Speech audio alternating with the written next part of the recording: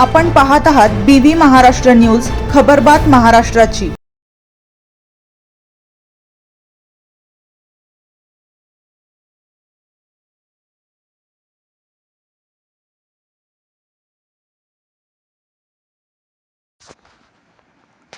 सटाणा ग्राहक संघाच्या बँक प्रतिनिधी म्हणून मंगेश भांबरे यांची निवड।